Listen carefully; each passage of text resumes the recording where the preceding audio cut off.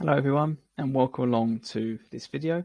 My name is George and I'm a project consultant at GradConsult, and today in this session we're going to be talking all about leadership. So this is going to be just a 30-minute video. As I say, it's going to be all about leadership.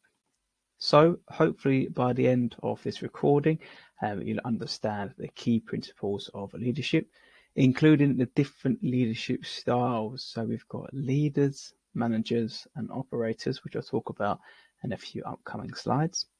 We're then going to understand how coaching can play its part in terms of leadership as well. And we're going to look at some of the skills and principles that are involved in leadership too. So just thought I'd start with a common occurrence that a leader or a manager would face. So you could be working on a group project and one of your peers is struggling with their section, their responsibility. They come to you, they say, there's a problem, what should I do? So the question is now, how do you respond to that? And we're going to break down the slides, the styles that you can use to respond to that in the next couple of slides. But this could happen often, as I said before, and how you approach this situation does matter, as it will set a tone for your leadership style and it will make people understand what they can expect from you as well. So it's important to be mindful how we do respond to these sort of situations as a leader. As I said in the beginning, there are three different approaches really when it comes to leading, and here they are. So firstly, you have someone who might fall into the operator mindset, and they might say, "Don't worry, I'll take it off your hands. Just pass it to me, and I'll do it." You then might have someone who uses the manager response and will just simply dictate to their peer, their teammate, on what to do for that part of the project. Or you could be the leader and use the leader approach, who tries to use open questions to further understand what their peer, their teammate has done already, and how there can be a solution to be found. So when you are working as a team and you're in a management role or the leadership role, there will be times and occasions where the best choice will be to either use the operating mindset, the manager mindset, or the leadership mindset as well. So it's what you think works best in that scenario. We're going to run through the differences and maybe the benefits of and disadvantages of each. So we'll firstly talk about the operator style.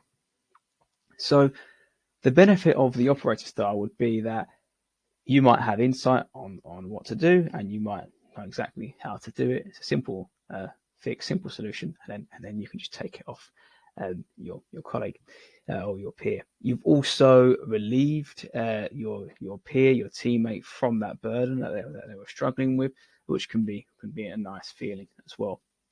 However, and it's important to be mindful that when I talk about this, I'm also talking about projects that you can manage maybe at university, but as you move forward in your career as well, when you're at that leadership potential as well, when you have further opportunities to lead, this all relates. Because if you take something off someone in a group project, it might not be a massive thing, but it adds to your workload. So that's important to bear in mind. And if you utilize this approach as you move forward in your career, your workload will always increase, as you're going to be stretching yourself and doing quite a lot for your peers, your colleagues, and your teammates. So it's important to bear that in mind when you use this approach. Now, if you utilize the operator approach, it might seem to other people that when something becomes difficult in the project, you are going to take it off their hands. So they might come to think of you as someone who is the fixer rather than the manager or the leader, someone who just fixes the problem by themselves rather than working collaboratively. This might lead to less autonomy for your teammates, for your peers, and there's potential for them to become dependent on you as well.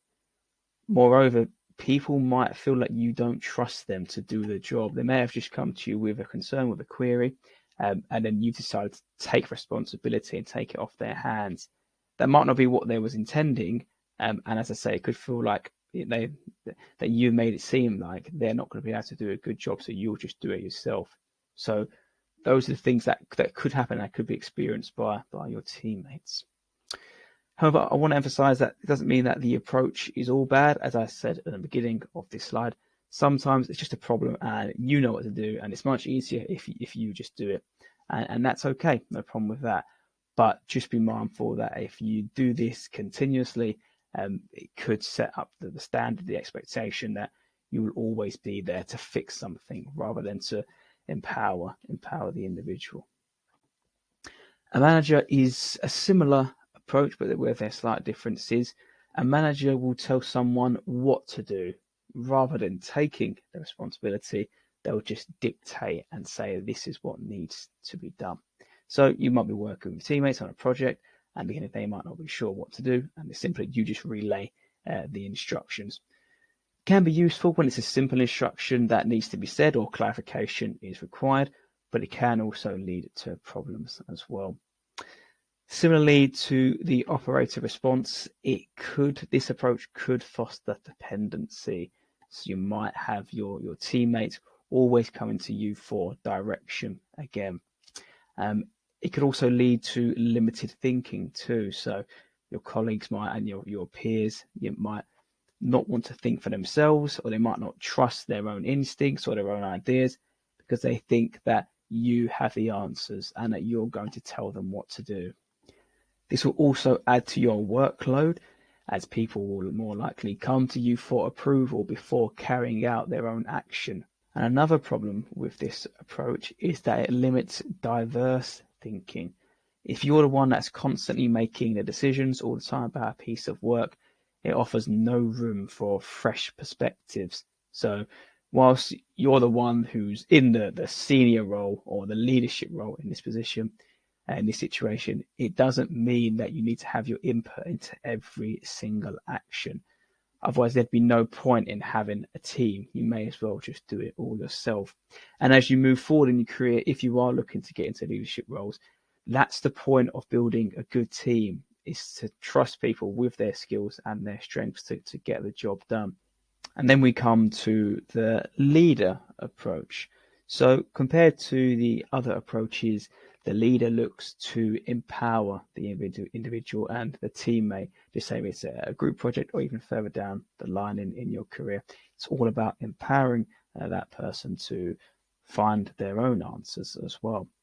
So a leader will recognize the capabilities of their teammates and will understand that they are working hard to solve the problem. A leader will firstly consider and try to hear about and try to ascertain what actions have been taken so far. This allows your teammate to feel validated. It helps them to be able to express what they've done, and it validates the work that they have done and the effort they have put in. It is important to recognize that in your team, people do have the capacities to deal with the problem themselves, but they might just need a bit of time and space to think through it. So after the approach thus far has been established and your colleague, your teammate tells you what they have done to approach the problem, you as a leader can then ask more open-ended questions to better understand the problem and to help the colleague to better understand the issue that they're facing too. Usually the person who is seeking support and asking the questions already has the answers, but they might be a little bit tentative. They might not be able to discover it for themselves, and you as a leader having this conversation, facilitating this discussion, will allow them to talk through their approach and to address any concerns that they have or any issues that they're struggling with besides the present situation that they're facing. The leader in this situation emphasizes the responsibility and the capability of the individual. This provides the individual with autonomy and ensures a trusting relationship as well between yourself and your teammate. This helps to empower the individual to tackle the problem at hand and to help them feel more confident in the future. They will be less likely to be dependent on other people, and they're more likely to trust themselves and carry out their own work. A good leader trusts their team to do a good job and gives them the time and space to do so. So those are three different sort of approaches, and maybe you want to reflect a little bit as I'm talking to think about what approach you use, or maybe what approach has been used on you when you've maybe supported someone and been part of a project where you wasn't the leader. How have they gone about managing you? So that's something to bear in mind. And you can also maybe encourage other people in future projects, just say if you're not the leader, to try and employ a different approach, or to better express how you like to work to help them get the best out of you. So that could be another approach. But we're going to break down the manager style and the leadership style just a little bit more. As I said before, and I do want to emphasize this, it's not that being a manager is all bad and being a leader is all good. We just simply want to highlight the differences in terms of the approaches. And again, just want you to be able to recognize the differences and to better understand for yourself what approach works for you and what would work for those in your team too. So someone that uses more of a managing style will typically focus on processes rather than people, focusing on things. They tend to fixate on doing things right, only worrying kind of about the results rather than the process and so the journey to getting there. They might get a little bit bogged down in terms of the planning and organizing, although this does have its benefits. A good plan and good organization is beneficial too. As I've alluded to, they're likely to use the directive approach, thinking that they have all the answers and just simply wanting to share that in a good way, in a positive way, and not a way to kind of dismiss other people, but it could be that they think that they ought to just give everybody the answers as they are the manager. So that's something to battle with whilst you're being a leader and you are managing other people. Then, of course, that alludes to the fact that they'd like to control things, and being a manager does feel that people have more control and they need to utilize that. So that's something to be mindful of. And it's likely that they will stick to the rules. They'll typically think about what has worked before and will likely work again. And things that might lack precedent, they will avoid and they might dismiss it because it's not been done before. Whereas a leader, on the other hand, will tend to focus on people and relationships and trying to figure out what works best for people and how to get the best out of them as well. The leader will emphasize the importance of doing the right things rather than doing everything right. So it's less about kind of the result and the consequences. It's more about what was the approach to get there, and the other things will fall in line if you're doing the right things. A leader will look to inspire and influence those around them, in addition to motivation as well. Will try to motivate their peers, their colleagues, to help them achieve what they'd like to achieve.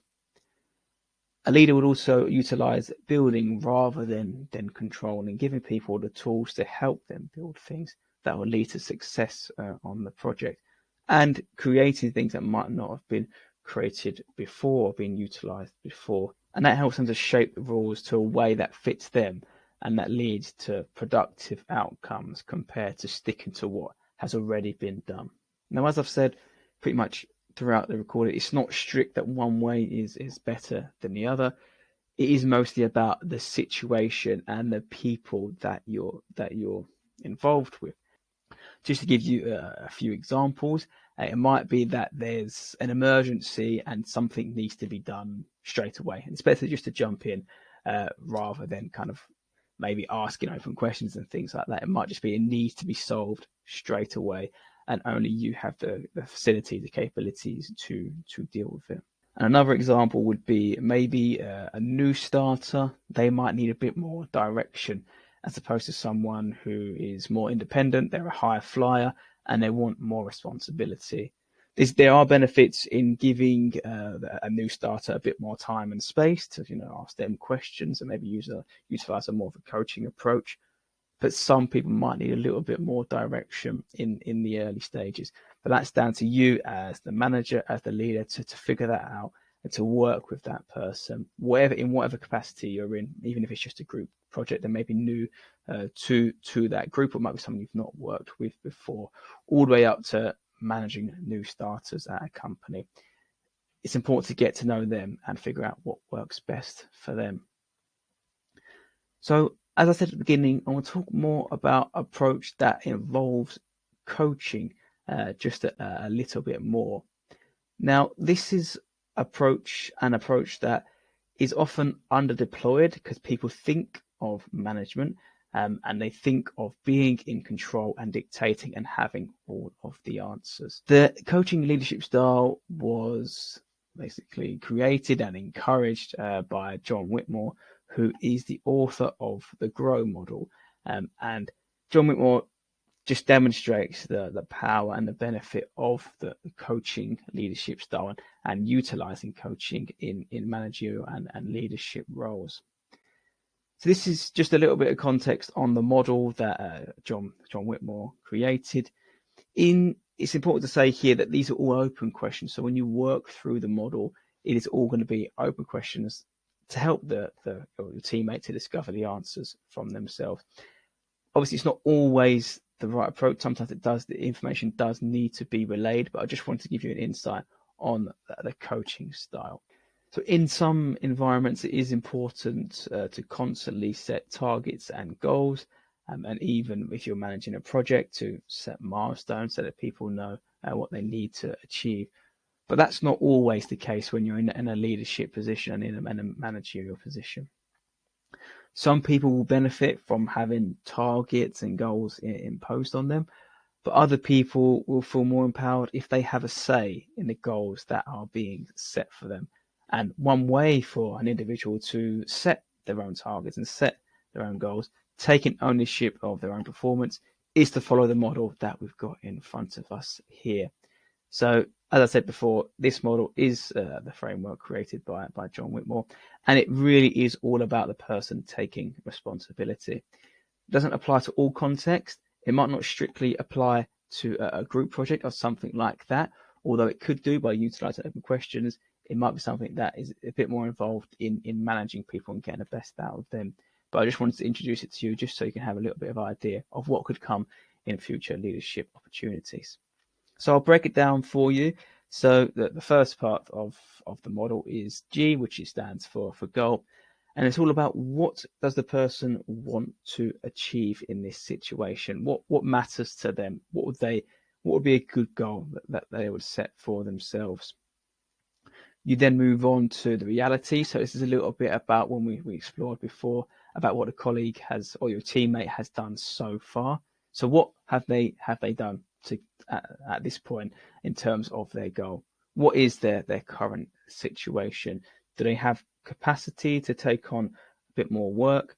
In fact, do they maybe need a little bit less to kind of help them focus more on things that are more important? And what does their schedule look like, just to get an idea of how they can work on the goal? You might then want to move on to options, and this is thinking more about what they could do to take ownership of their own performance and to achieve their own goals. This will take some probing, as most people might not be used to this. It can be difficult for people to think of options themselves. They're probably used to someone telling them what to do, and for them to just hear about the options and just carrying it out rather than thinking for themselves. In this situation, as the leader, you might be tempted just to give options and give suggestions for your teammate or your colleague, just to get them started, just to give them some sort of direction. But I must emphasize it is really important for the individual to create their own options so that they maintain ownership of their own development and of their own goals. You then move on to the will stage, which is checking what that person will actually do in order to commit to that goal. So if it's in a group project, there's someone struggling, they've had a problem, as I said in the beginning, what should I do? You might go through this. You might think about the reality of the situation. You might think about the options that they can go through. And then you would seek to understand their commitment and to see when they're going to make time to actually achieve this. So It is more about understanding what the colleague is or the teammate is going to do to approach the situation. It could be following through with one of the options that they generated in the last stage, but it also helps for them to hear themselves say it out loud, so they're more likely to commit to it. And if you're also, in a manager role and it's something that needs to be done, it can help you to maybe check in next time to see how much progress that they've made. But the important part here is for them to take ownership of their goal and what they're going to do about it as well. So I've introduced the coaching leadership style, but how exactly do you deploy it? What do you do? So we're going to talk about the skills and principles that are involved, just to serve as a reminder when you are in leadership positions, what do you need to be including? What do you need to be mindful of? So firstly, when you are leading people, it's about collaboration. You're working with the individual to help them develop. If you think about how you can get the best out of your teammates, that be colleagues, they must have a say in their own development and their own goals that they set as well. You as a leader also want to make sure that you believe in the potential of your colleague or your teammate. You might be someone who has worked with this person before, and they might have been less reliable and might have let you down before. But a leader doesn't worry about past performance or things like that. A leader doesn't value the individual based on their history. They focus on the potential. It could be that the approach before just didn't sit right with that person. But you as a leader, in order to try and get the best out of people, you want to try and do something different to help them fulfill their potential and to help them achieve whatever needs to be achieved, whether it even be a group project or moving forward in terms of their own career development. If you're ever in charge of developing people, you need to have belief in their potential rather than worrying so much about what they've done in the past. It's important for a colleague and leader or a teammate to feel like they can trust you as well, so that they can be open about their concerns and without thinking that you're going to judge them or criticize them for what they say. That will help them be open, for you to focus on the issues that they're facing and for you to overcome them as well. It's important for the leader to ask powerful questions. So as I kind of demonstrated, the leader will ask open questions to help the individual to discover themselves and to discover the answers for themselves. That comes by asking powerful questions. You may also need to challenge your teammates' way of thinking. They could be used to one way where they're pretty much being told what to do all the time, and you might need to shift that just a little bit. So you'll have to ask powerful questions to help broaden their horizons, for them to discover for themselves what answers they have and what capabilities they have. Even some people might be down on confidence or might not believe that they can do it. That's where your powerful questioning comes in. But you may also need to challenge their current assumptions or current ways of thinking about how teams work. And then active listening. So you can't really ask appropriate questions if you're not actively listening and being in tune to how the person is communicating. With active listening, it is a difficult skill to get on top of and to utilize. And it's because we're trying to always give people answers, especially in a manager role, a leadership role, where we think we've got more control. We're trying to utilize that control by giving answers. You're likely to get more buy-in if you allow them to express their concerns or to express the problems that they're facing. So it's important to be in tune with your teammate, with your colleague in that situation, to allow them to share any thoughts they have so you can work on finding solutions. And as the manager and the leader, there'll be times where you have to give feedback. This might include some challenges in where you may have to ask some uncomfortable questions or be slightly more direct in when you're giving your feedback. But a leader that builds on the principles that were previously discussed will be in a better place to give more constructive feedback, and that will likely to lead to a good outcome as well. In most businesses, there will be targets, as I've said before, which means that a manager or a leader might need to make demands of their peers, of their colleagues. And this could be the same also whilst you're at university. There are things that need to be done. So you'll have to maybe make demands and you'll have to give feedback.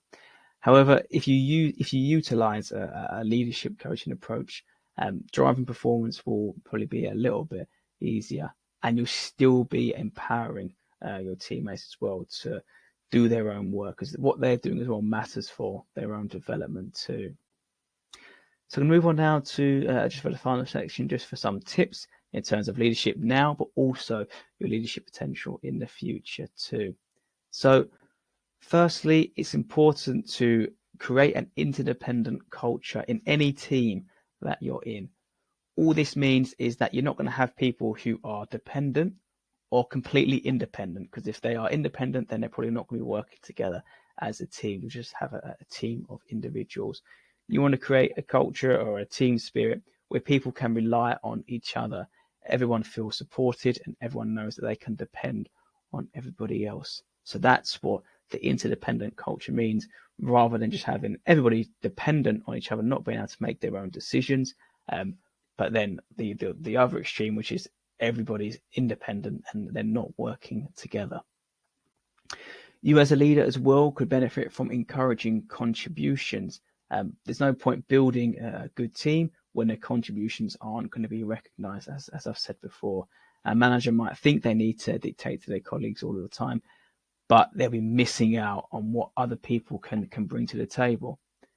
And as well, it can be problematic to have just one thinker all the time making all of the suggestions. As the author Matt Said recognizes in his book, Rebel Ideas, thinking and ideas that come from a wide range of people, particularly with a wide variety of backgrounds as well, can vastly improve problem solving and can lead to novel ideas that were never once considered. And lastly, it's important for you to remember, in any leadership role or any managerial role where you're in charge of other people, you don't need to have all of the answers regardless of what you do. It's probably the hardest thing for a manager to recognize, and they think that they need all the answers all of the time, but that's not the case. So a manager that puts themselves under this pressure simply misses out on the contributions of their colleagues, and they can even suffer for themselves in terms of their own stress levels and probably will likely lead to burnout. Whereas a culture of interdependency takes the pressure off the manager to help other people feel empowered by each other, and they know that they can rely on others as well to help them find solutions. Put simply, we don't need to be the fixer. We need to trust those around us that they have their contributions to give and that they're in the team for a reason. So that's it. Just want to say thank you for watching, and hopefully this has given you a different idea about what leadership could be, and you can even reflect on your own practices as well in terms of the approach you might have used before or the approach other people have used of you as well. So that's it. Thank you for watching. We appreciate you taking time, and we wish you all the best.